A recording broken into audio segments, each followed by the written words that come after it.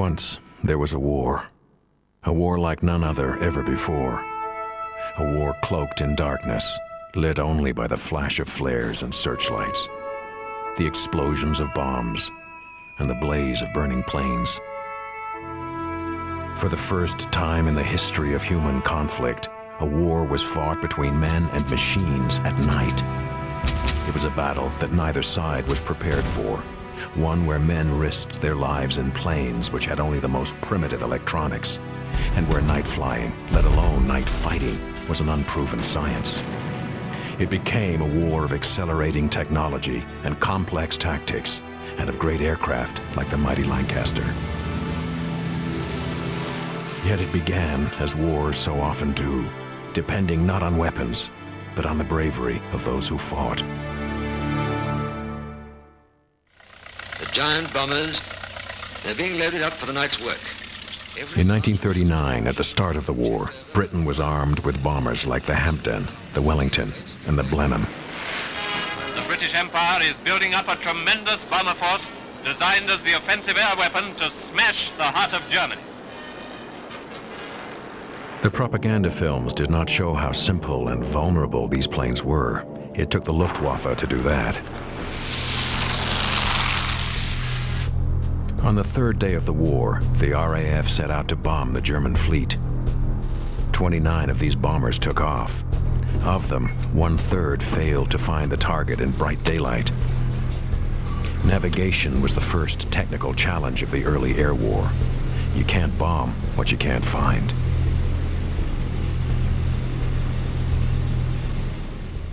Well, the air-laced raids were a complete and utter waste of time. In the first 2 years of the war, we couldn't find targets. We'd only a compass and an airspeed indicator. There was no electronics. It was quite impossible. The second challenge was more costly. 1/4 of the bombers were shot down. They could not protect themselves with their few machine guns. Unescorted bombers were much more vulnerable than anticipated to Germany's fast single-engine fighters. Before Christmas, further daylight attacks had the same disastrous results. The bomber force was being decimated. Only 4 months after the war began, the RAF had to suspend daylight bombing. It was an initial triumph for technology, as the Germans had been warned of the bombers' approach by a primitive radar called Freya. It had a range of 100 kilometers and had been developed in the 1930s.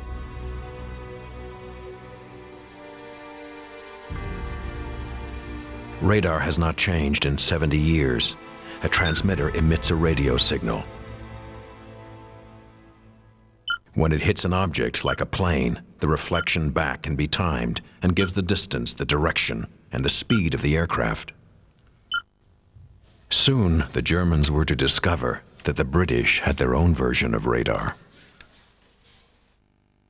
At the start of the war, Canada wanted to contribute and knew that one path was through the air. In 1939, the Canadian government desperately wanted to avoid suffering the kind of massive casualties that had produced a conscription crisis in the First World War. They believed that probably the easiest way to do this was to, first of all, emphasize air training in the safe skies of Canada. And the British Commonwealth Air Training Plan was established in December of 1939 so that Canada would become, in a sense, the aerodrome of democracy by training aircrew from all over the Commonwealth and from those from the United States who volunteered to join the RCAF or the RAF. With bases and training facilities across the country and training year-round, the objective was to produce 20,000 aircrew a year. Flying training began with aircraft which would not have looked out of place in World War I, such as the Tiger Moth biplane that was made of wood and canvas. Those are my best times, really, I think, because I had a great time flying the little old biplanes, learning how to fly them. And they were exciting times for me because I was an 18-year-old at the time.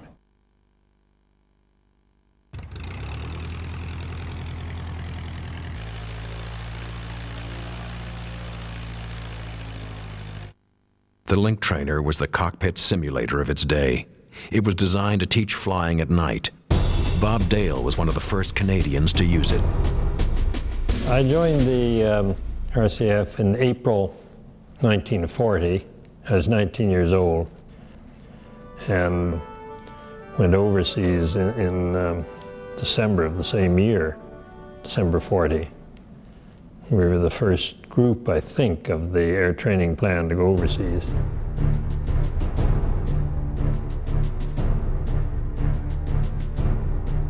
Later, trainees flew aircraft like the Stearman and the Cessna Crane, which was used to prepare pilots for the bombers they would eventually fly.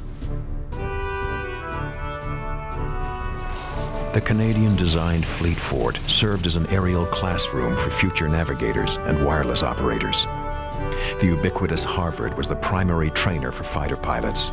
Still today, veterans can recall the distinctive snarl of the aircraft they affectionately dubbed the Yellow Peril.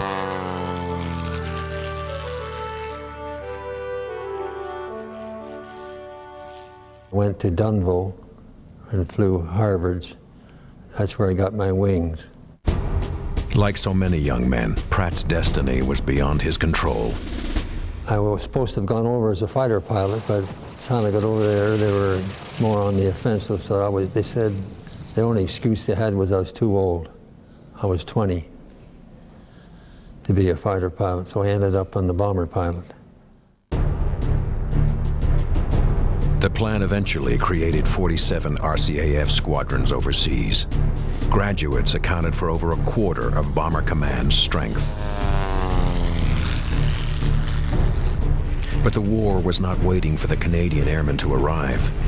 After the fall of France and in preparation for the invasion of Britain, the Luftwaffe was given the job of destroying the RAF. In August of 1940, the Battle of Britain raged over the skies of the tiny island.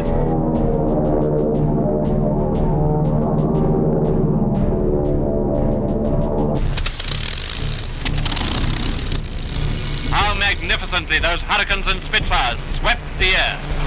How gloriously those few airmen rose to their immortal destiny.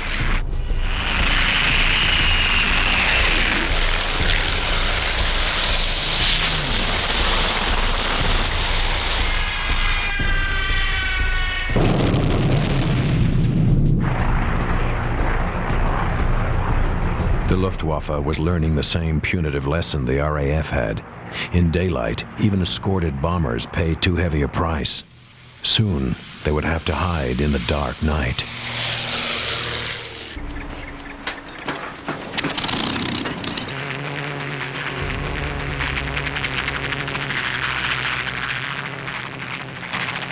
The heavy daylight losses of their bombers during the Battle of Britain forced the Luftwaffe to follow the British lead and bomb in the night. So began the Blitz. For a German bomber pilot like Hayo Hermann, it was a new experience. A switch from tactical bombing by day, for instance, in support of the army, to night bombing implicated in a certain way a new philosophy. Bombing of factories meant to us that we were engaged now in a higher degree of warfare.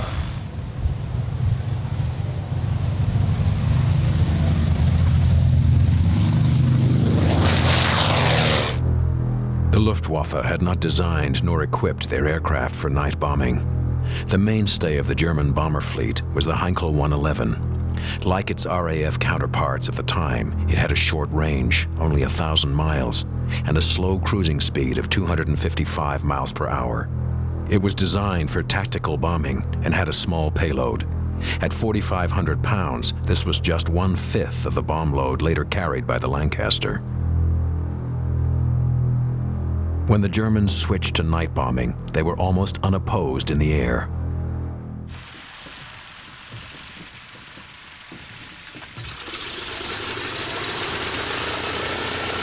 The RAF was not prepared for the night air war. It had to throw whatever planes they could into the dark sky, even outmoded ones. The Bolton-Paul Defiant was one of the first aircraft to see action as a night fighter.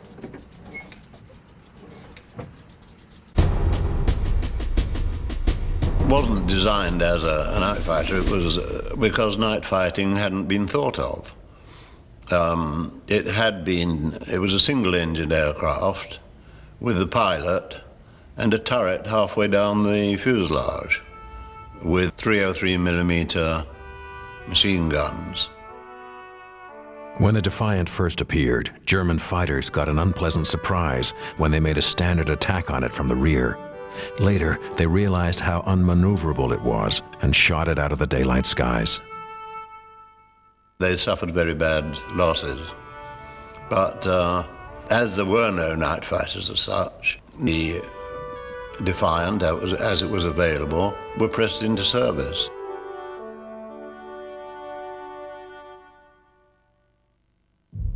In 1940, navigation was very much by guess and by God.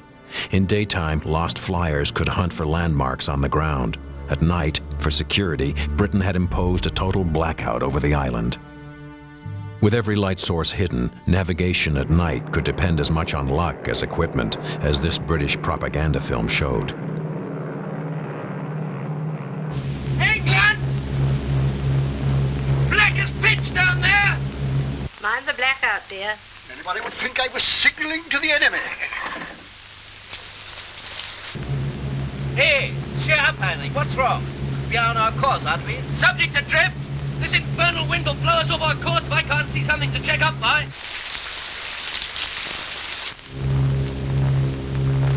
Look. Excellent. The navigational aids which make flying at night today so simple had not even been invented.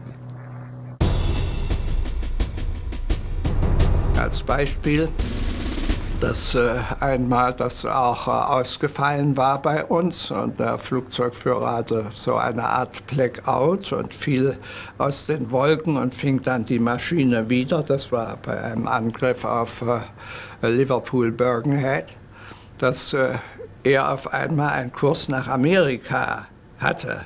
Und es waren die Kompasse ausgefallen. Wir hatten ja manchmal Temperaturen von minus 50 Grad und dann fielen etliche Geräte aus. Und dann musste man sehen, wie man zurechtkam. Jedenfalls kamen wir dann so etwa mit dem letzten Liter Sprit noch nach Hause.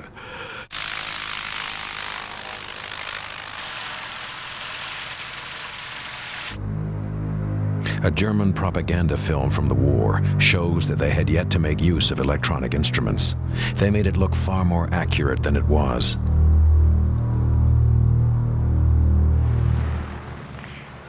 Wir sind 6 Grad links vom Kurs.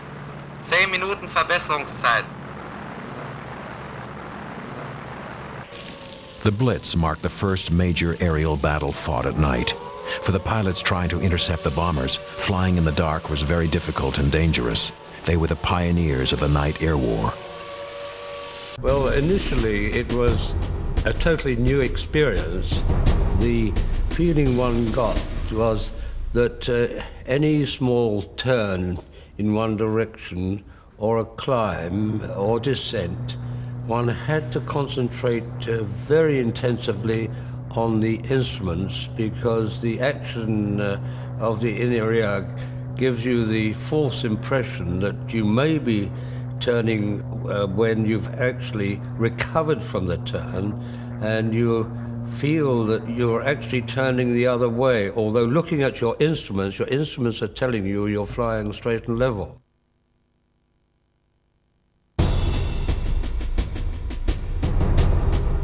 The navigation by night was quite a problem, and I think the Bomber Command, the British Bomber Command, has experienced it in the same way. Da, die englische Küste. Against England, against the island, it was not so difficult as Bomber Command had it against Germany. For we learned that there's no British place on the island which is more than 80 kilometers from the coast. Towards the end of the Blitz, the Luftwaffe put into practice the first electronic technique, which later Bomber Command used with devastating effect: radio direction. Achtung, Anflug! Achtung, Anflug! It was a modification of the Lorenz beam, which is still in use today. It was based on the principle of two directional radio beams, which would cross over the target. The bomber would fly down one beam until it intersected with the other and drop his bombs. Befehl.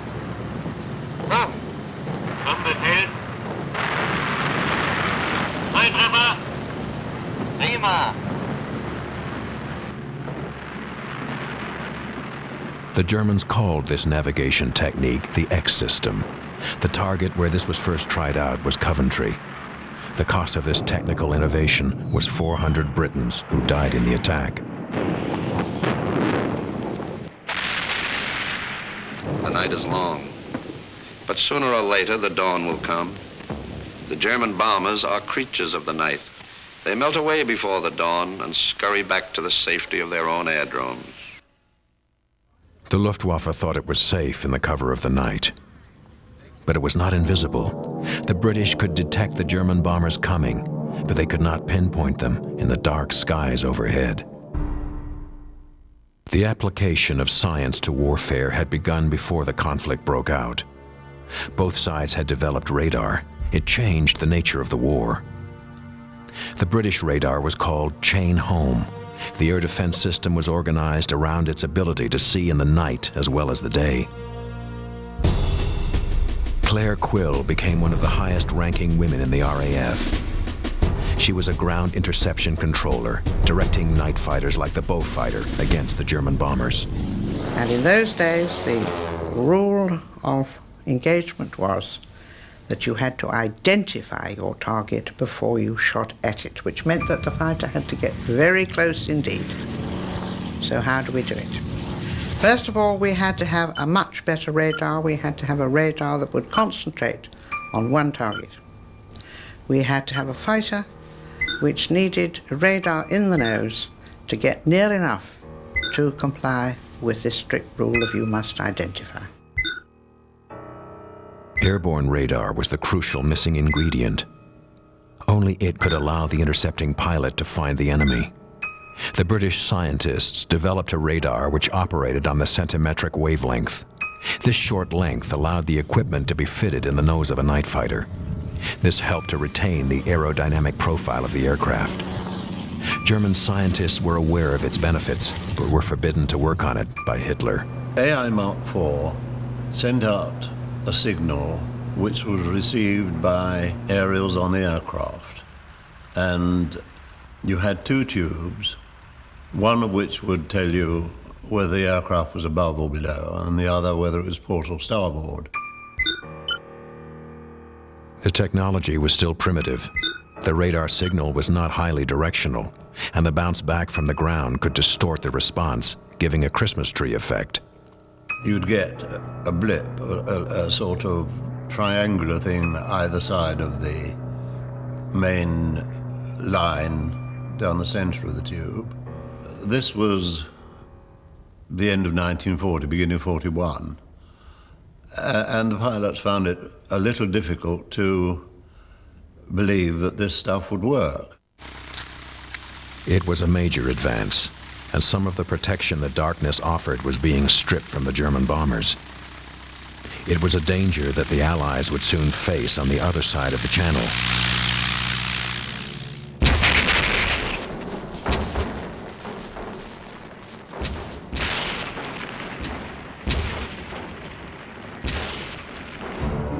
The Germans had a high regard for artillery.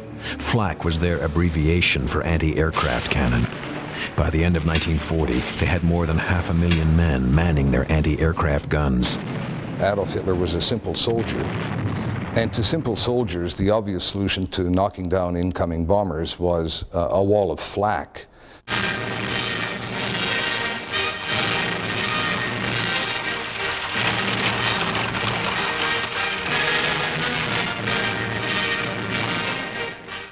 Hitler hatte eine ganz besondere Vorstellung davon.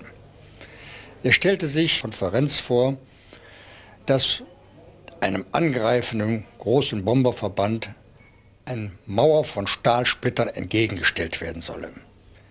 In jeder Sekunde sollen Dutzende von Flakgeschossen explodieren. Ein General der Flak-Waffe sagte, jawohl, mein Führer, das geht, dann müssen wir auf jeden Quadratmeter 6 Geschütze stellen. Dann geht es. Das ist natürlich Unsinn.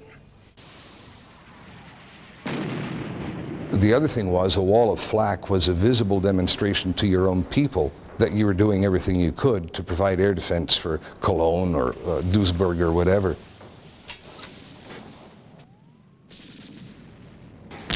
In principle, the concept of anti-aircraft gunnery has been likened to hunting birds with a shotgun. Except nobody hunts birds at night.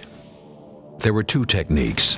One was to simply fill the night sky with high explosive and shrapnel, which was wasteful and essentially futile. The other was to illuminate the target and focus aimed fire on it.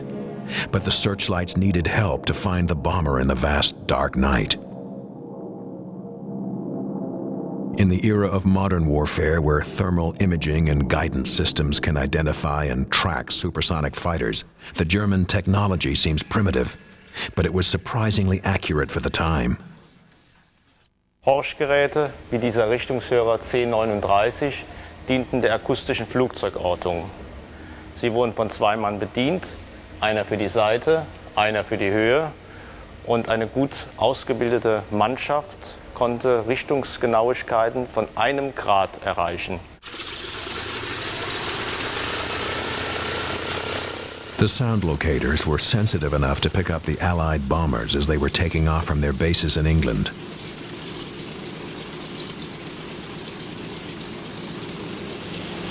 Und diese Werte werden dann elektrisch übertragen an den Flakscheinwerfer.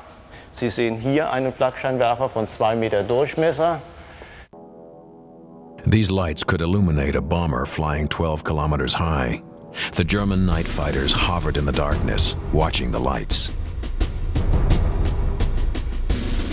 Da waren die Scheinwerferstellungen, die also die ankommenden Bomber dann aufnahmen, und dann wurden die Scheinwerfer mit einem Hauptscheinwerfer eingestellt.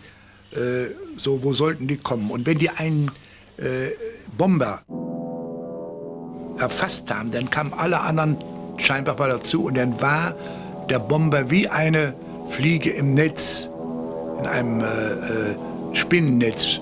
So war die eingekreist, sodass die da nicht wieder rauskamen. Getting coned by searchlights was a living nightmare for air crews. We were held in searchlights after we had dropped our bombs, and we were gradually losing altitude under very heavy anti-aircraft fire.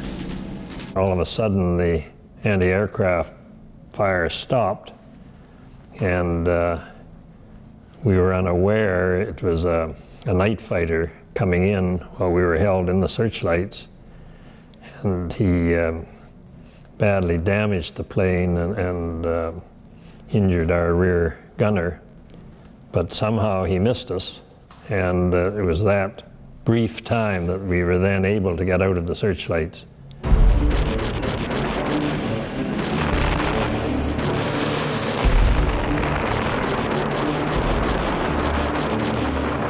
The German anti-aircraft guns were not yet part of a unified defensive system.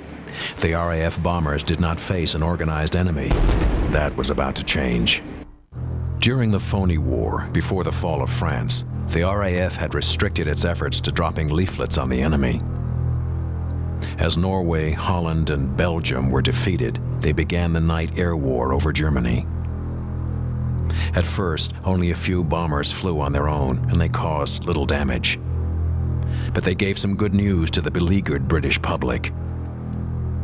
Returning from their targets, the bombers sometimes strafed German air bases. This annoyed a Luftwaffe pilot based in occupied Denmark. Wolfgang Falk had joined the Luftwaffe when it was still a secret force and trained in Russia. He flew the Messerschmitt 110 against the Wellingtons on their daylight raids. Und das fand ich so beschämend als Jagdflieger, wenn Bomber kommen, wegzulaufen, in einen Graben springen und Kopf einziehen. Das ist doch keine Jagdfliegerei. Und er sagte mir, wenn die Engländer nachts fliegen können und Bomben anwerfen können, dann müssen wir auch fliegen können und sie angreifen können. Remembering the ability of the primitive Freya radar to give an early warning of approaching British bombers, Falk flew out over the North Sea and waited for the bombers to return to their bases in England. Wir haben es, glaube ich, ein- oder zweimal geübt und da kam wieder. Die Engländer, die waren eigentlich noch nicht fertig ausgebildet, aber die flogen so frech tief über unseren Platz und schossen auf unsere Maschinen, dass ich einfach Wut kriegte und zu den anderen sagte, rein in die Maschinen, hinterher.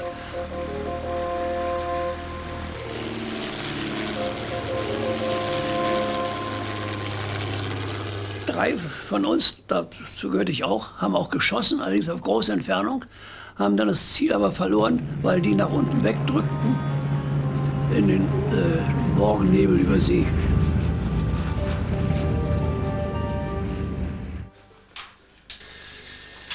Falk had discovered the two main ingredients of night fighting: radar to guide the aircraft to the bombers, and close cooperation with the ground anti-aircraft forces.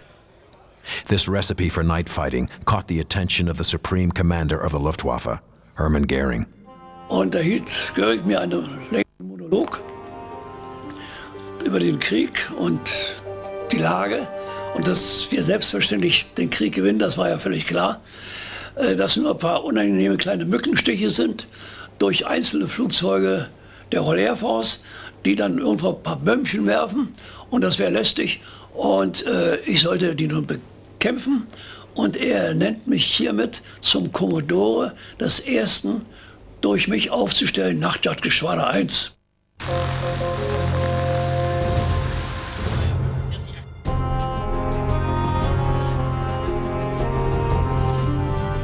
The 1st Luftwaffe night fighting squadron was equipped with a Messerschmitt 110. Originally developed as a heavy fighter, it was clumsy and outmaneuvered by the British Spitfires and Hurricanes. Als Jäger war die 110 Kompromiss bei Tage und bei Nacht auch ein Kompromiss. Wir hatten keine anderen Maschinen. Die 110 war effektiv ein guter Jäger nachts, aber ein schlechter Blindflieger. Sie hatten ja nur einen Knüppel in der Hand, hatten kein Rad, mit dem sie besser fliegen konnten nachts. Und das waren schon Probleme mit der 110 nachts, ohne Zweifel. The Messerschmitt 110 was initially guided to its target by ground control. Later models added radar, and the cockpit could just hold a radar operator as well as a rear gunner. Its two Daimler-Benz engines gave it a cruising speed of 250 miles per hour, not much faster than the bombers it was supposed to catch. It was armed with two 20mm cannon and 4 machine guns. A 2-second burst could cut a bomber in half. Over 6,000 were built during the war. With drop tanks, their endurance was increased to 2.5 hours. They became the aerial mainstay of a developing night fighting system which the Germans called Helle Nachtjagd, or illuminated night fighting. The German general commanding the night fighter force, Josef Kammhuber, decided to set up a system of night fighter boxes, and the aim was to have one night fighter patrol a box about 20 miles by 40 miles. In early 1940, the Luftwaffe used it to defend the major industrial target of the Ruhr. Since the British at this time were making their own way to the target with very few aircraft, most of the time it ended up that you would have one bomber in one night fighter box at a time. And with searchlights and illumination, they hoped that they would be able to secure one guaranteed interception per box per night. The RAF bombers soon learned to avoid the areas of searchlights. After they added radars along the coast of Holland, they got better early warning and were able to get more night fighters into position over the German target city. But their radar was still based on the unsophisticated Freya early warning sets. A successful interception required more precision than it could deliver. To the hazard of Bomber Command, the Germans were about to introduce just such a piece of equipment. More than 50 years after the last night fighter sortie, there still stands one of the most successful technological innovations of the war, the Würzburg Giant. It remains a testament to the critical role radar played during the Second World War.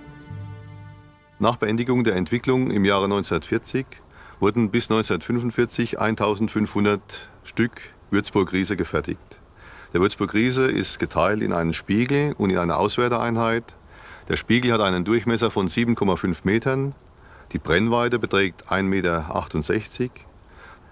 Die Peilgenauigkeit war 1/4 Grad. Die Reichweite, die man erreichen konnte, lag bei 50 bis 70 Kilometer gegen Flugziele.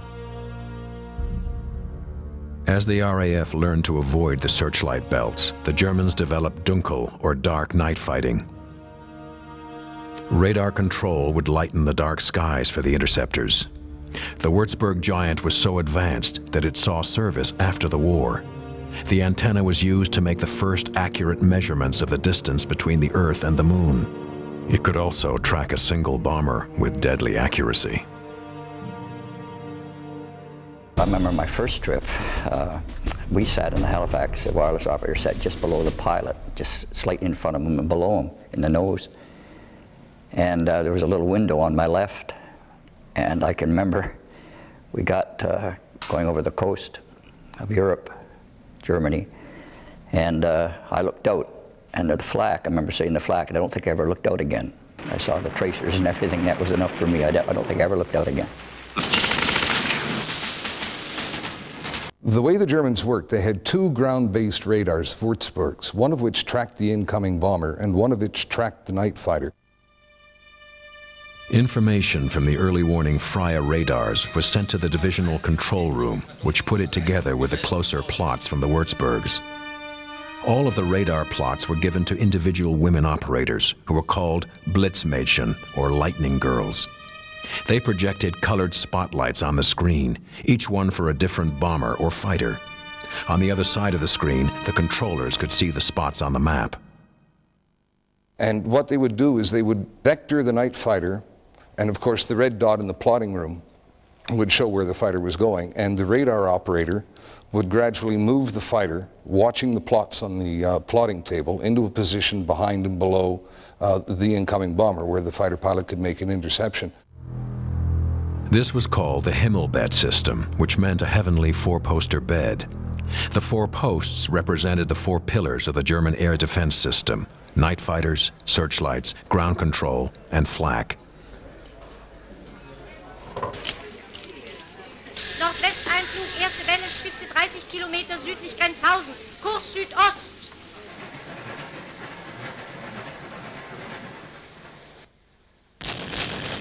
When a flak shell explodes, red-hot metal rips through the thin shell of the bomber's skin. It hit me in the head. I had my helmet on at the time, and there's a scar on the helmet. And there's a piece of flak that I got hit with.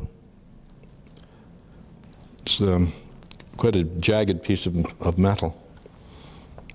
It didn't do that much damage.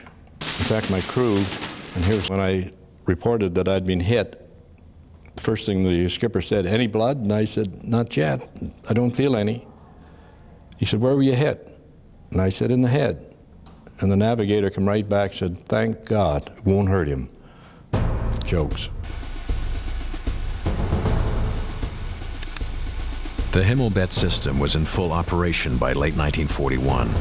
Hitler had invaded Russia, and Allied bombers were falling out of the skies. The system was based on absolute trust between the ground controller and the night fighter. Einmal war es der Meier, ein Oberleutnant, und das andere Mal ein Leutnant Jauch. Die beiden die strahlten eine Ruhe aus, die war unwahrscheinlich. Ich habe das erlebt, dass ich mal nachts in einem Angriff gegen eine Short Sterling, die also flach flog auf See, Kampf so verbissen und war dann weit auf See rausgetragen und wusste gar nicht mehr, wo warst du denn jetzt eigentlich? Wo bist du denn jetzt? Ich war auf See. Und dann bin ich nach dem Kampf auf Höhe gegangen und hörte dann also irgendwie schwach die Stimme von Meyer im Funksprechgerät. Und er brachte mich auf den Platz und brachte mich bis zum Platz. Und zwar beruhigend, wenn ein Mensch, also der von unten spricht, nicht aufgeregt wie der Reporter beim Fußballspiel, sondern ruhig ist. Das ist das Entscheidende für einen Jägerleitoffizier.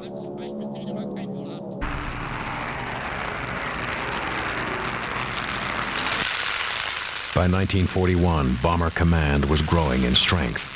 The Sterling, the first of the giant four-engine bombers, had been introduced. The first graduates of the Commonwealth Air Training Plan had arrived in Britain. I went over on the Queen Mary.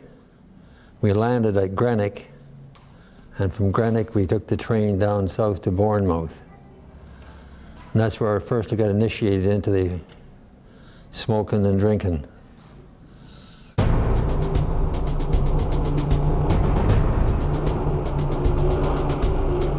There was a new impetus to Bomber Command, as well as new aircraft.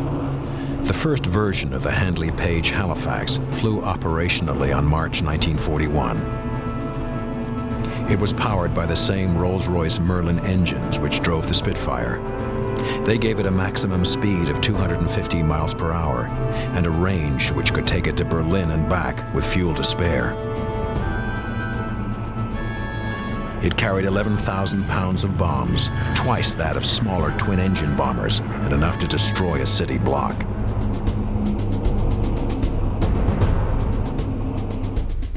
The tail gunner in his turret was the main defense of the bomber.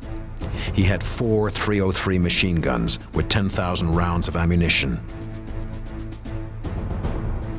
Some thought they were inadequate against the German cannons. Not Fred Passmore. Tremendous firepower come out of those 4 guns. They were small caliber, but each gun fired upward of 1,500 rounds a minute. So that's total firepower of roughly 6,000 rounds. You never fired for a minute. You'd melt your guns. But it was a tremendous firepower. The mid-upper gunner had 2 and later 4 machine guns. There was a flight engineer to look after the Bristol Hercules engines, which were installed on the Mark III, as well as a navigator, wireless operator, bomb aimer, and pilot. I liked the Kite very much. It was a real good aircraft, really sturdy, and got us home on quite a few occasions. The Halifax III came into service in 1943. With much more power, the ceiling increased to 20,000 feet and the speed by 25 miles per hour. The first Halifaxes would soon equip most of the RCAF's bomber squadrons. Already, number 405 had been set up and was flying Wellingtons. The threat to Germany was growing.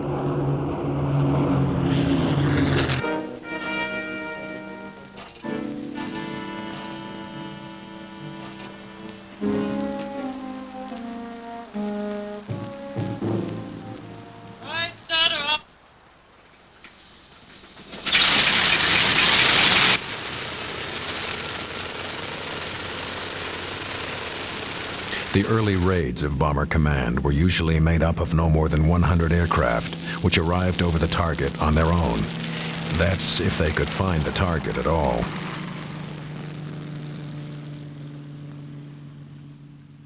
In the early days of the war, once a target was selected and the groups that were going to fly on it were notified, the squadron could pretty well pick its time over the target, so that our particular squadron might be over the target from 11:15 to 11:45, that sort of thing, which was, in hindsight, a very bad tactic.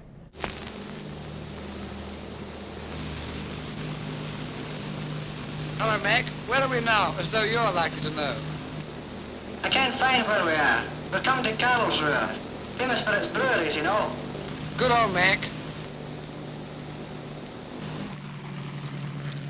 The RAF was so inaccurate that rumors spread in Germany as to why particular targets never seemed to be bombed.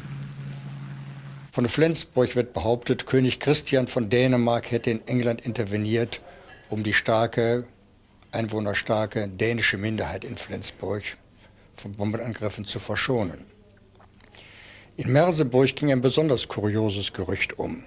Dort habe die Schwester des Grafen Luckner ein Haus gehabt und der Graf Luckner habe auf einer Seefahrt einmal Churchill das Leben gerettet und so wäre das Haus der Schwester des Grafen Luckner und damit die Stadt Merseburg, die in der Nähe der großen Farbenwerke von Leuna lagen, nie bombardiert worden. By and large, it was very seldom that we ever located a target in these first 2 years. In the summer of 1941, a civil servant named D.M. Butt did a review of bombing photographs which showed that over some targets, and particularly the Ruhr in bad weather, a minority of crews were bombing within 5 miles of the intended aiming point. The analyst's report came as a great shock to the RAF High Command. In November 1941, Churchill ordered a virtual halt of all night raids. There were almost no attacks on Germany for 3 months. But even then, British scientists were testing the first of many critical developments in the electronic war. It was a secret navigation aid, codenamed G. Basically, it was having a set number of stations sending out a signal which gave you 2 crossing lines at all times. The 3 stations sent out synchronized pulses. The aircraft had a receiver, and the signals would be displayed on a cathode ray tube. The signals were plotted on a special chart, and the aircraft's position could be fixed. There's no doubt that G saved many, many lives, many, many aircraft. It was a wonderful navigational aid.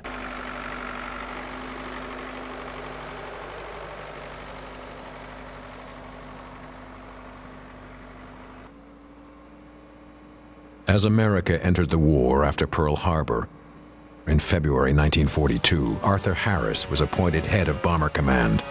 Press home your attack. If you individually succeed, you will have delivered the most devastating blow against the very vitals of the enemy. Let him have it right on the chin.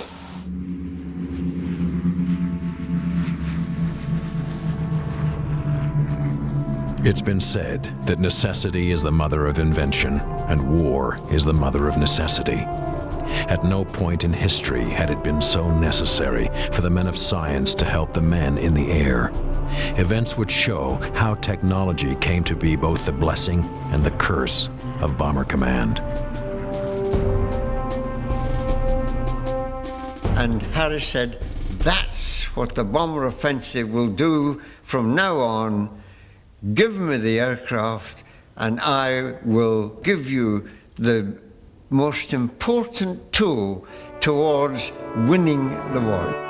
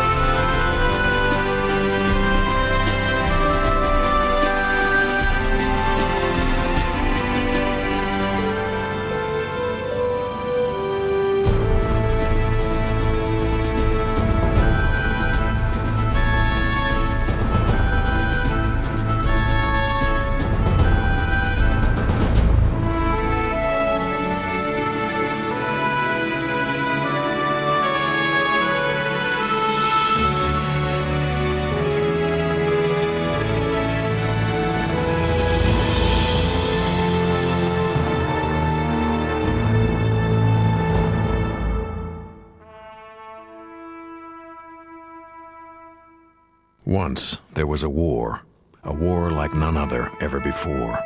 A war cloaked in darkness, lit only by flares and searchlights, the explosions of bombs and the blaze of burning planes. For the first time in the history of human conflict, a war was fought between men and machines at night. It became a battle of electronics and technology, where the testing ground was the dark skies of Europe, and the cost of failure was the lives of young men. Armed with neither the experience nor the equipment to fight a war in the air at night, the air crews relied on themselves, their planes, and eventually the science of death. These battles would forever change the way man waged war. I think, the story of Bomber Command in general is an incredible one. When you look at their record and you look at the losses they suffered. In the early years of the war, the Allied bombers were sustaining enormous losses at the hands of the German night fighters and their advanced air defense system. By the end of the war, Bomber Command would suffer a casualty rate of more than 50%. Losses surpassed only by the German U-boat service. Flying in bombers was a deadly proposition. You would see aircraft striking the ground down below, which was quite a fiery occasion, on most occasions anyway. When they struck the ground, they just broke up and burned along. And at 18,000, 17,000 feet, it was quite visible to see this all happening. Compounding the losses was the fact that over 2/3 of the bombers failed to come within 5 miles of their intended target. The technology used in navigation was at best simple, at worst, fatal. When the bombing offensive began, I don't think anybody quite understood what the impact would be. And I don't mean from a strategic level, but just the mechanics of organizing a number of aircraft flying over a darkened continent. As both sides raced to develop and apply new technologies to their war efforts, the German innovations in defending the dark skies over Europe were beginning to take effect. The culmination of their defensive system was a series of boxes created across the continent. The system we call the Raumnachtjagd with boxes. So you had to fly a certain heading, and then you were in contact, with the help of the radio operator, of course, in contact with the ground control officer. Then I was on my own, and I had to follow him. Himmelbett, which translated means heavenly four-poster bed, was based on the 4 pillars of the German air defense system: flak, searchlights, ground control, and night fighters.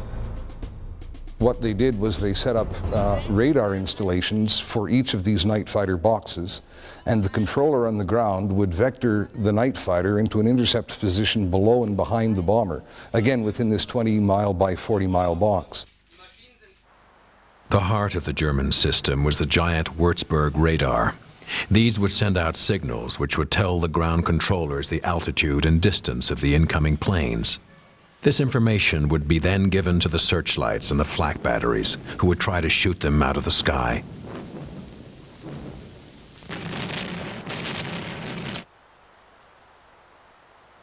So long as the British were using a make-your-own-way method of flying to the target, you very often only had one bomber in one night fighter box at any one time.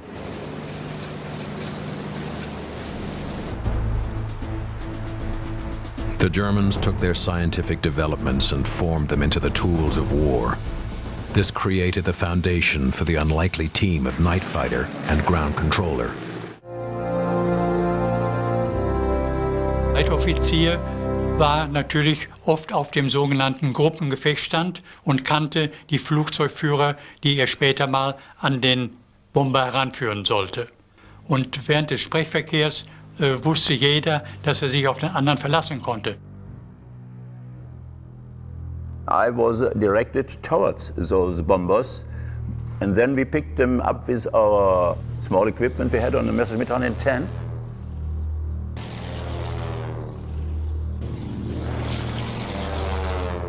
Not only did technology like searchlights and radar work against the bomber crews, often it appeared that Mother Nature was fighting for the other side as well. You had a moonlight night, then you just suck out like a sore thumb.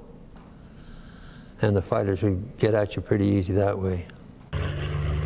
As an 18-year-old tail gunner in an aging Whitley bomber, Fred Passmore was introduced to the German night fighters on his first operation over the darkened continent. I did not see the outline totally of the aircraft, but I did see a flashing light. It blinked 3 times. But on that first blink, I reacted in fear. I jerked back on the controls of the aircraft, or the gun turret. My fingers were on the triggers, the guns went off, and it's like anything else, those bullets had to go somewhere, and they went into that aircraft.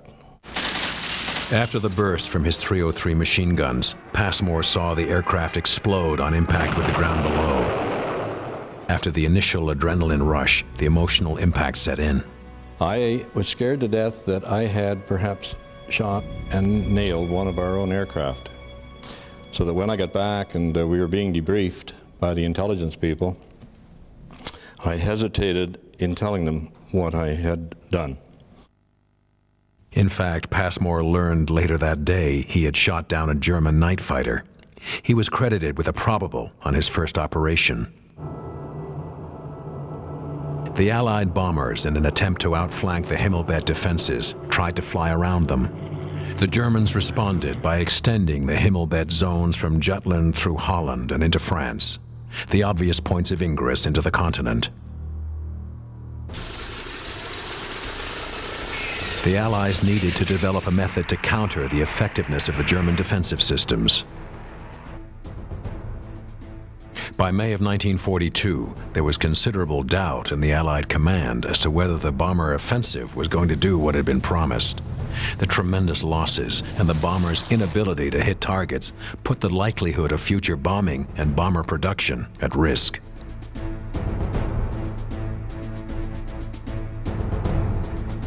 Harris decided that he would put on one grand show, what he called Operation Millennium, putting 1,000 bombers over the same city on the same night within a very, very concentrated period of time.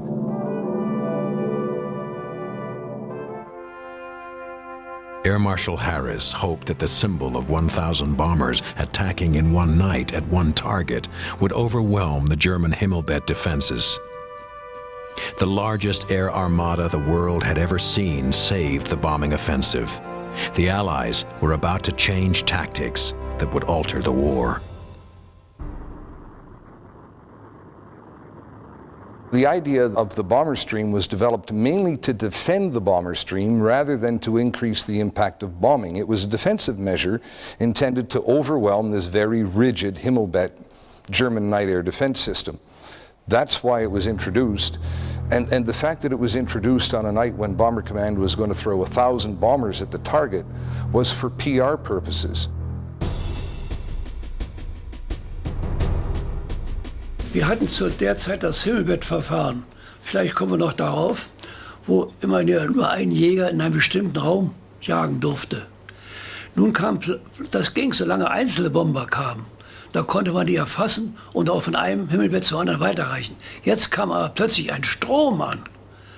Und da funktionierte unser Himmelbettverfahren überhaupt nicht mehr. The Millennium Raid was part PR effort and in part to relieve some of the pressure that the Germans were putting on the Soviets. The battle for Stalingrad had taken an enormous toll on the Soviet and German armies. By taking the war to the continent, it was, in a manner, the only way of striking back. The new tactic of the bomber stream overwhelmed the German defenses.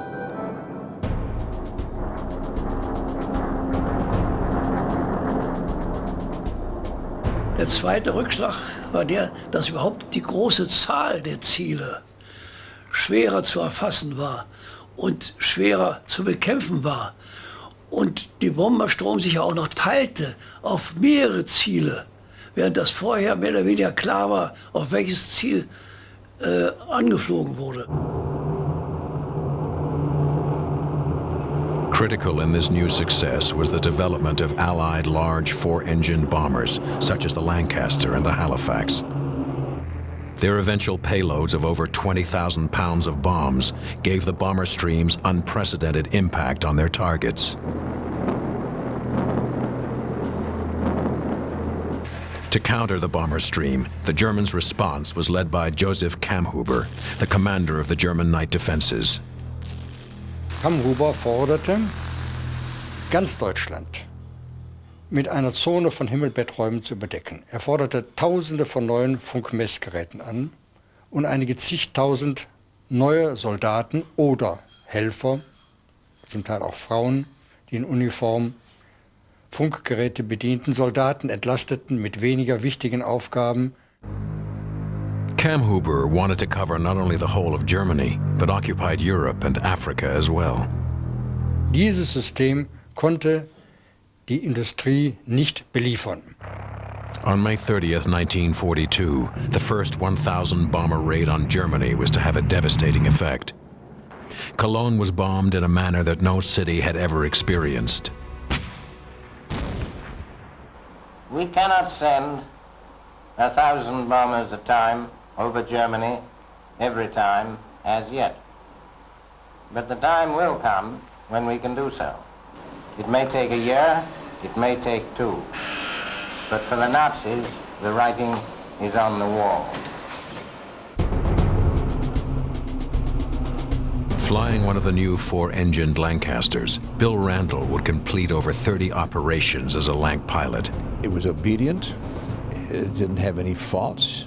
It was a forgiving aircraft. There wasn't much room in them, you know, for the crew and so on, because it certainly wasn't a commercial aircraft. It was designed for carrying a heavy bomb load only. The Lancaster eventually carried the 22,000-pound tall boy bomb filled with high explosive. As a strategic bomber, its 4 Merlin engines could take it to targets deep into the German heartland. I was quite pleased every time I came back to base that our Lanc had taken us there and back. With fighters unable to escort the Lanc on its long missions, it was heavily armed with nose, mid-upper gun, and tail turrets. Each had at least 2 .303 caliber machine guns, designed to persuade German night fighters to look for other targets. It was contingent on the rear gunner never to drop his guard, so you were constantly looking out into the blackness and hoping that you would see nothing, but once you did, then to take that evasive action and save not only yourself, but the aircraft and the crew. While its wingspan of over 100 feet could lift the bomber to new heights, the aircrew were still reliant on very simple navigation methods. Returning from a bombing mission in his Halifax, Bob Pratt's navigator, Willie, informed him they had made it home and were over England. So I said, okay, and I let down through the clouds, and lo and behold, there's an aerodrome down below us. So I said, I was getting low on gas, so I thought, well, I'd land and fuel up and then come on home. As he lined up his Halifax to land at the runway, they started to shoot at him. So I fired off the colors of the day, and then I circled around and made another approach, and they did the same thing, but so I fired off the colors of the day again. As soon as they did that, they stopped shooting. So I said to Willie, I said, are you sure we're over England? So he said, well, just fly due north, I'll take an astro shot. I said, well, an astro shot and it's pouring rain, you're not even going to see a star. Pratt then asked his wireless operator to try and get a vector onto the aircraft.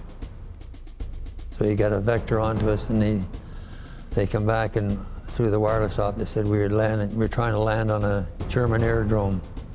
Pratt pulled up his landing gear and headed due north towards England, and eventually landed at a fighter base on the South Shore. We got home. I said to Willie, that's your last trip with me. So what they did, they gave him his commission and sent him home as a navigation instructor. The bombers would soon get the help to not only find their targets, but also their way home. One of the critical developments of the electronic war was the development of a secret navigation aid, codenamed G. As with any technical innovation, it had its limits. The further you flew from England, the more obtuse the lines became from the bend in the horizon, and the easier it was for the Germans to jam. However, it did allow the Allies to deliver punishing air attacks to Essen and the Ruhr. The war continued to extract an enormous price, and the currency used was civilians. Peter Spoden was a young 17-year-old attending high school in Essen, Germany when the war broke out. I volunteered for the Luftwaffe, and there I was asked, what do you like to become? A day fighter, a bomber, destroyer? I said, night fighter. I came from Essen.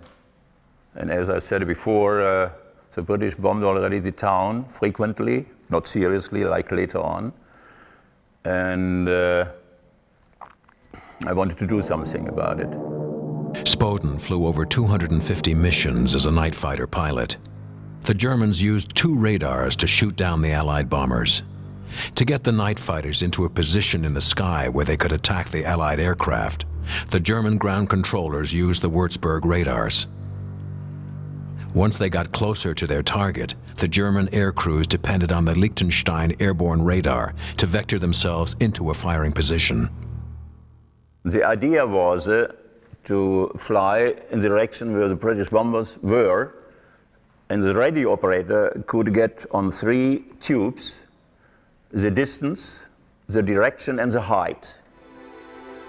The roads of technology took the Germans and Allies to different places. The British had developed centimetric radar. This was a magnetron which produced high-powered electromagnetic energy with a short wavelength of 10 centimeters. This allowed the small directional transmitter to be fitted inside the nose of the British night fighter aircraft. The Germans, however, developed their radar technology using the longer metric radar waves. This created the need for large, cumbersome antennae to be fitted on the nose of the aircraft. These antlers hampered not only their airworthiness, but slowed their airspeed by more than 26 miles per hour. In the dark battlefield of the European skies, every advantage or disadvantage could prove critical. The Junkers 88, fitted with its heavy array of antennae, could have 2 radar operators on board. They would use Liechtenstein to guide the night fighter onto the bomber. He told me, well, I have a target now. It's about 3 kilometers, and more to the left, a little bit higher. 2 kilometers now, 1 kilometer, we are now pretty close. But you don't see him at 1,000 meters. You see in a dark night only, if you have a good night vision, about 200 meters. Only in the moonlight you can make it out of 800 meters if you're lucky. The pilot had to develop an implicit level of trust with his operator, who was directing him through the blackened sky based on blips on the tube. It was critical as to where the operator directed the pilot, as the bomber crews were also looking for them as well. Surprise, one of the critical elements of any warfare, could fall to either side. He must be above you. That was also a very good deal this man did, is that he brought me below, because there it is dark and here it is bright. The sky is always lighter than the ground. By the end of the war, Spoden had over 24 confirmed kills. Today, he's going to do something he hasn't done in more than 50 years. Climb into a cockpit to intercept a Lancaster bomber.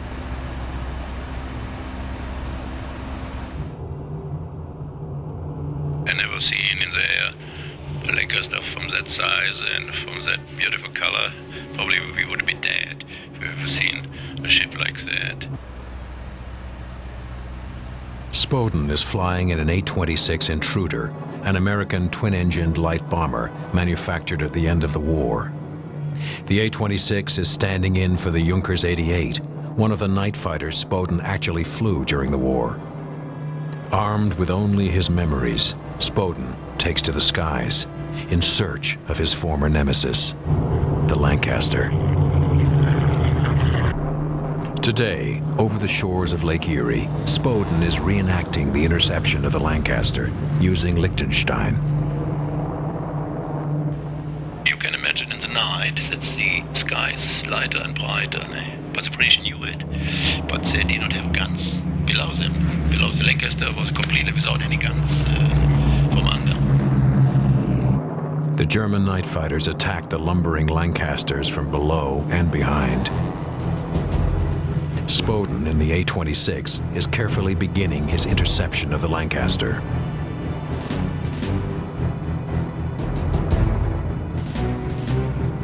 There's a night fight, distance about 200 meters.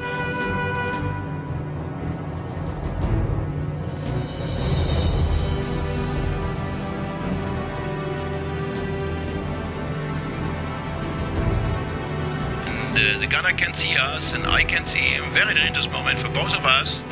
I had the weapons weapons ready. Okay, we are coming from the rear. There's a plane coming in now, very close. You must be aware for the rear gunner. He could meet us every moment.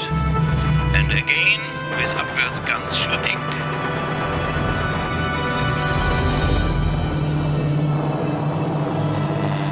And turning to the left.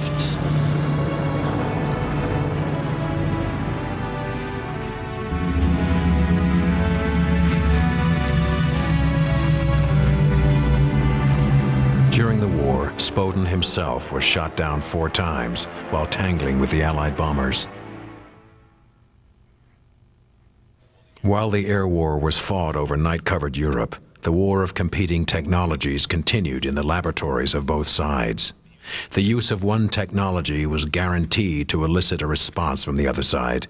The Brits weren't stupid. They understood that once the Germans discovered the existence of G, they would do their utmost either to jam it or to bend it. And they gave themselves a 6-month time limit.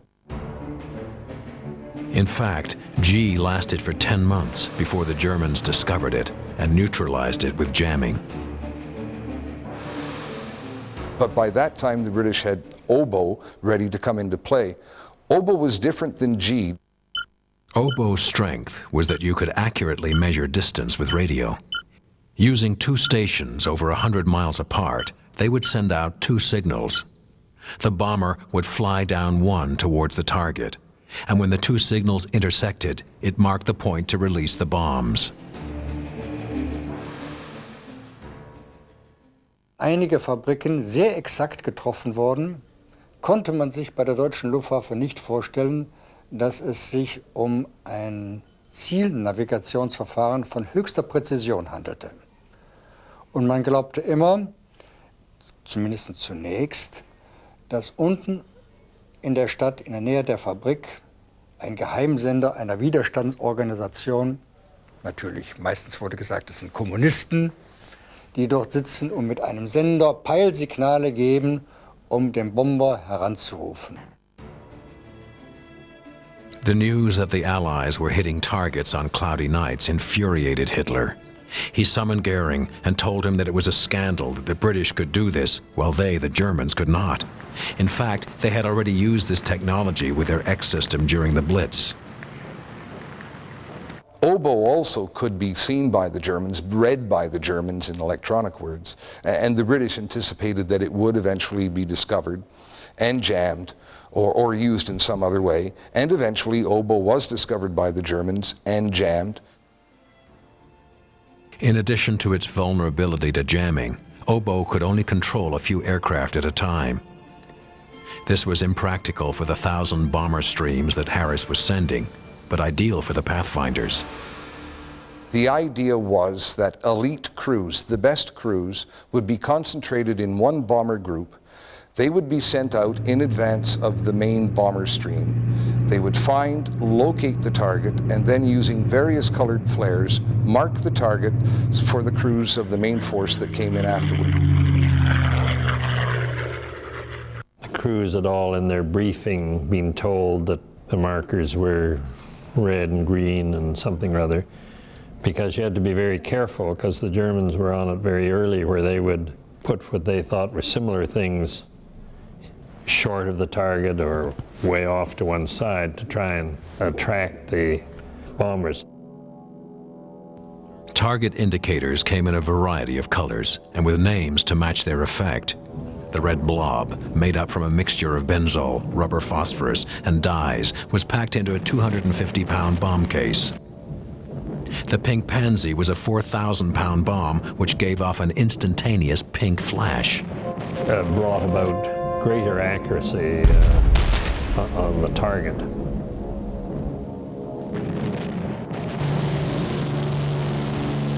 As the bombers reached further into the heart of Germany, the distance from the transmitters limited the G and oboe radio systems. The ideal solution to help navigators find a city and a target at night in the dark was a blind bombing device, something that could transform the night into the day. Codenamed H2S was a downward-looking radar that scanned the ground ahead of the aircraft, and the echoes would appear as bright spots on the screen at the navigator's station. As the bomber crews became more familiar with using H2S, they could find and pinpoint their targets in Germany.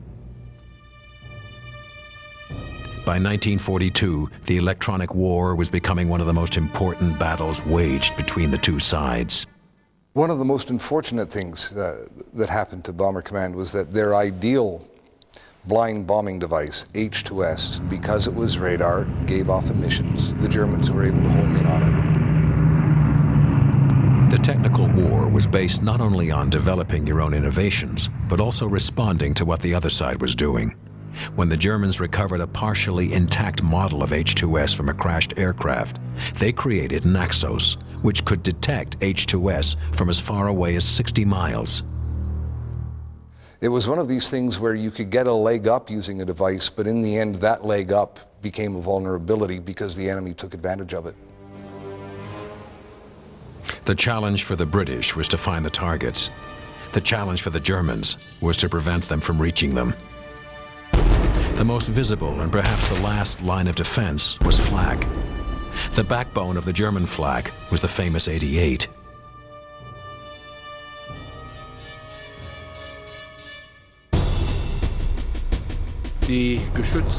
Das Geschütz ist 360 Grad drehbar. Das Höhenrichtfeld geht von -3 bis +90 Grad. Die Gemeinschaft dieses Geschützes waren 10 Leute. 50 years later, Bob Pratt can still recall the effects of flak. Scared hell out of you, to be exact. And anybody who wasn't scared, I would say they're not here with us today. In addition to the flak from the German ground defenses, they still had to contend with the night fighters and an even deadlier new technical innovation. Early 1943, the Luftwaffe night fighting force sprang a nasty surprise on Bomber Command. What was beginning to happen was that bombers were just blowing up, and nobody was reporting attacks and nobody saw fighters. So now the idea was to go under the target and just to get him there and to shoot him right away from this position instead of being behind what we had done before. This was quite a shock for the British.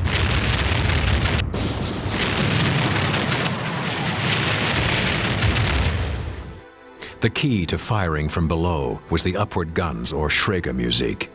This was one of the most important technical advances for the German night fighters. 1 or 2 upward firing cannon were mounted on the spine of the fuselage at an angle of 60 or 80 degrees forward. A sight was then mounted on the canopy above the pilot. As the German night fighters extracted a heavy toll with the Schrägermusik, the Allied Bomber Command disregarded aircrew reports of seeing slanted flashes from below. Eventually, however, when bombing photos captured one in a raid photograph, it was admitted, but there was nothing you could do other than to tell your rear gunner to look outside and over the turret. We were shooting between the two engines, left side or right side, between the two nacelles. Primarily because there were the fuel tanks, but also to give those fellas a chance to jump out, to parachute.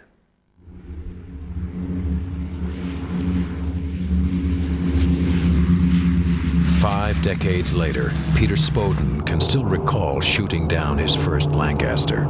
Yeah, that was on the 18th of August 1943, during the attack of Peenemünde. So in this case, when I was up in the air, we were told by our ground control people, all Kakadu's was that nickname for the fighters, all Kakadu's to Berlin, alle Flugzeuge nach Berlin, alle Nightfighter Berlin.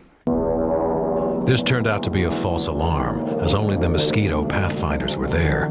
Spoden climbed up to 6,000 meters to gain a better view of the surrounding landscape.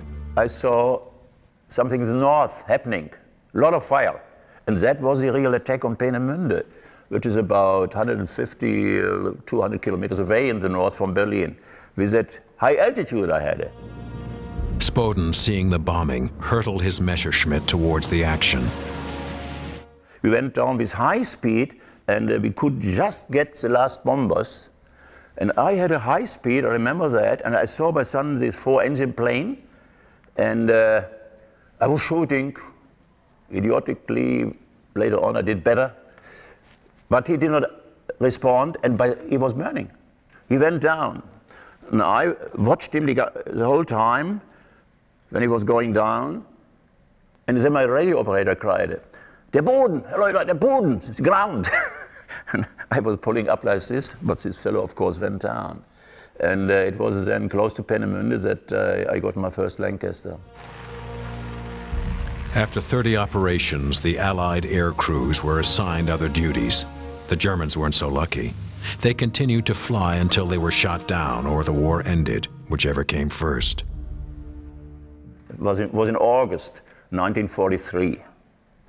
And I remember it was a heavy attack on Berlin, and I came over Berlin, and there was a spot 30, 40 kilometers burning, a real airy bombing. And I saw the bombers, I saw the Messerschmitt 109 from Hajo Hermann, the Wildesau, the Wilde Bohr, and then there were 50, 60 planes, and there were searchlights. And the anti-aircraft was firing. It was like hell. As Spoden was flying over Berlin, he engaged a British bomber. As it was burning, the British gunner returned fire. I tell you, some of those rear gunners, they were even shooting on us while the Lancaster was going down, burning. So he got me. My left engine went out, was burning, and I cried again, "Let's get out, raus, raus, up, get out." And then I plunged against the elevator. Spoden ejected, but was snagged on the tail of the aircraft. I was caught on the elevator with the legs behind and the body above, and then the plane was spinning down. And I could hardly get off the elevator. I tried everything, and I tell you frankly, I cried for my mother. I said, "Mother, help me, Mother, help me." Mother helped. Spoden was miraculously freed from the elevator and managed to parachute to safety, although he ended up with one leg 2 inches shorter than the other. When Spoden was ready to resume flying duties, he was assigned a Junkers 88 to replace his aging Messerschmitt 110. It was much faster and better than the 110. The Ju-88 was powered by 2 12-cylinder engines, which could produce more power than 5 modern BMW cars. With a crew of pilot, navigator, gunner, and up to 2 radar operators, the Junkers could fly 280 miles per hour. It also had a longer range than the Me-110.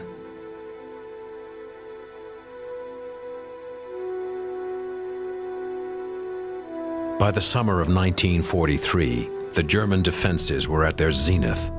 However, any defensive system has an Achilles heel. The Himmelbett zone was no exception. The entire system was dependent on radar, and radar, as both sides now knew, could be jammed.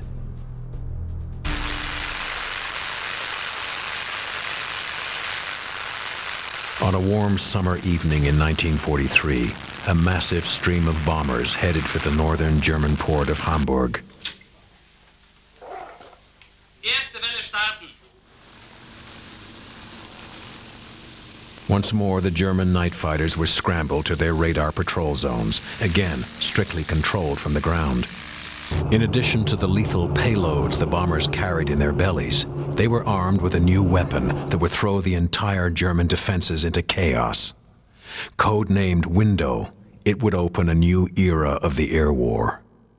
Window was a anti-radar, very simple one actually. It was metal foil strips in bundles. And don't ask me now how many strips were in a bundle.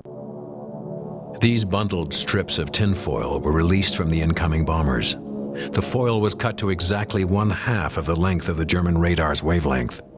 That made each reflection seem like a separate aircraft. It completely overwhelmed the German air defenses with the appearance of millions of planes. And these bundles would disperse as soon as it hit the air, and of course this would confuse the German radar. The rigid nature of the Himmelbett system didn't allow the flexibility needed to rapidly respond to Window. This created frustration with the night fighters. I was waiting there in the box, and nobody of those bombers went through my box. They all went to Hamburg. And I could see them. I could see, like little moths, over this we call it shroud, over this bright white overcast. And I told my control officer, let me go there, I see them. No, you have to wait, And I waited, I was mad. You have to remember that pilots were there to shoot down bombers. And they experienced tremendous frustration if they felt that the guy on the ground who was directing them to an interception got them into the wrong place, so there was no interception made. Also festgestellt worden, dass unsere Geräte, die Würzburg-Geräte, einfach geblendet waren durch die Windows und praktisch die eigentlichen Ziele nicht orten konnte. Daher also auch die Nachtjäger, möchte ich sagen, wie früher im Dunkeln tapsten mussten und versuchten so jemanden zu finden. Daher waren die Erfolge sehr gering. Die Zerstörung in Hamburg waren gewaltig. Die Menschenverluste riesig durch die Feuerstürme, die sich dort entwickelt hatten, wo die Leute auf der Straße durch den Luftzug weggerissen wurden, verbrannten. Und es war also eine ausgesprochene Katastrophenstimmung. Entgegen den Erwartungen und Hoffnungen unserer Feinde hat sich der Nachwuchs unserer Tag- und Nachtjäger hervorragend bewährt. The blinding of the German radar system and the devastation of Hamburg made a former bomber pilot propose the use of single-engine day fighters in the night fighter role. While they had no onboard radar, the sky was illuminated by the glow from the burning city below. The bombers were stripped of their cloak of darkness.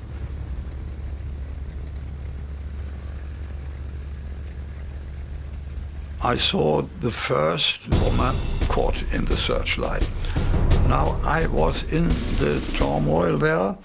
There was a flak that fired from all cannons. You see, there were 1,000 cannons in Berlin.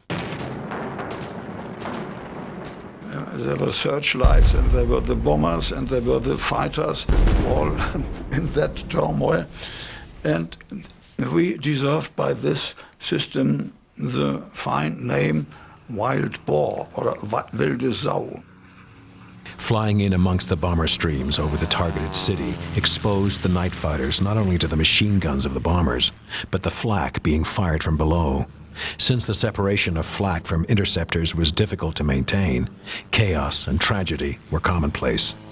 In der Nacht über Hamburg, da schoss die Heiligen Geist Flak hervorragend, aber nicht auf die Bomber der Engländer, sondern auf uns. Wenn man in der Maschine die Explosion hört, dann hat die auch irgendwie getroffen. So hat mir die Flak gewaltig unter Wind als Nachtjäger, weil die meistens dann auf uns schossen. Ein Vorteil hatte diese freie Yacht der Wilden Sau, wenn eine Wolkendecke da war oder die Brände mit Rauchentwicklung so stark waren, dass sich über der Stadt eine, möchte ich sagen, Wolkenrauchdecke entwickelte, die unten von unten durch die Searchlights, durch die Scheinwerfer und durch die Brände erhellt wurden. Dann zeichneten sich die Bomber als Silhouetten wie die Fliegen auf der Mattscheibe ab und konnten natürlich leicht angegriffen werden. As the Germans tried to find a way to see through the electronic storm created by window, Bomber Command struck at the other vulnerable pillar of the Himmelbett system, the ground-to-air radio control.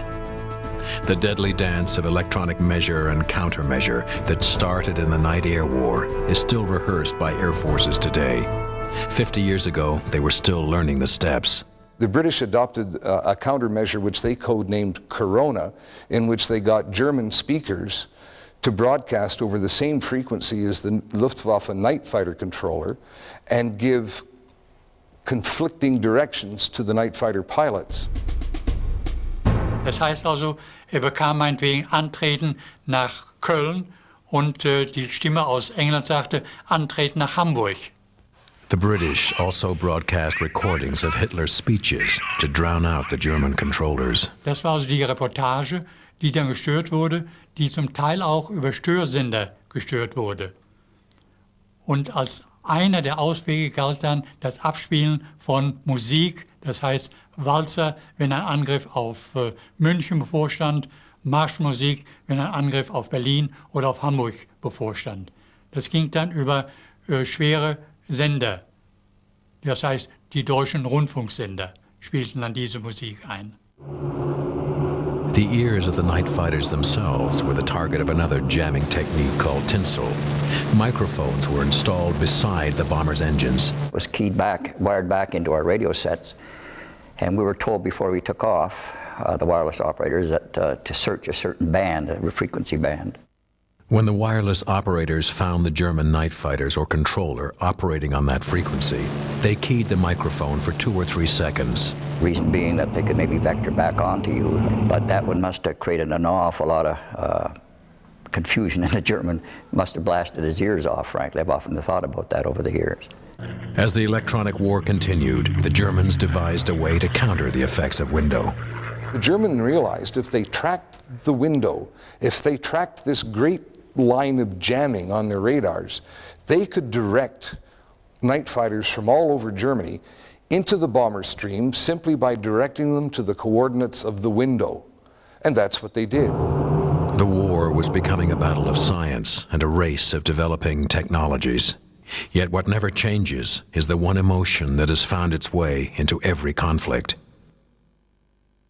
Fear became your companion, and you learned to live with it. Did you like it? No. No one would. The fear never left. It never left you. And we were one of the original crews on our squadron.